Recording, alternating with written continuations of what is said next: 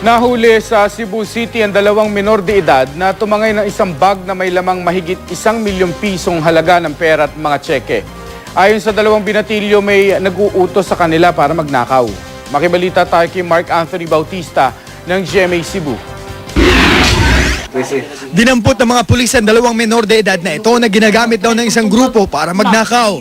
Tinangay raw ng dalawa mula sa isang sasakyan ang bag na naglalaman ng pera at gamit.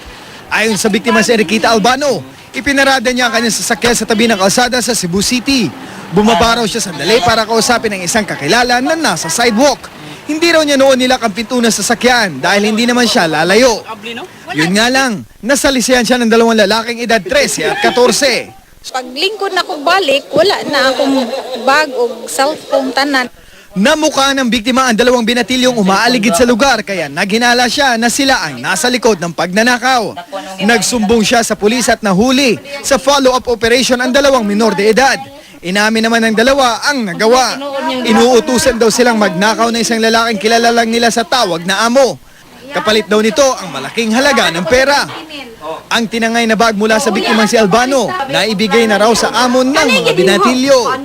Laman ng ninakaw na bag ang 80,000 pisong cash. Mga tseke na aabot sa 1 milyong piso ang halaga. Mamahaling pitakang aabot sa 25,000 piso ang halaga. 5 cellphone, pares ng diamond earrings at listahan ng pautang ng biktima. Natin akong kwarta naman niya, katumbag sad. Ikaw ba mga igasog ko nung atong cellphone gani? Alam ko ang bag niya. Inaalam ngayon ng pulisya kung may iba pang kasama ang mga nahuling minor de edad. Sisikapin din daw nilang matunton ang sinasabing amo ng mga binatilyo. Pagunitan dyan na ito, problema saan pag-recover kay gahi, kay patuganon. Dadalhin ang mga nahuling minor de edad sa DSWD. Mark Anthony Bautista, Nagbabalita, Pilipinas.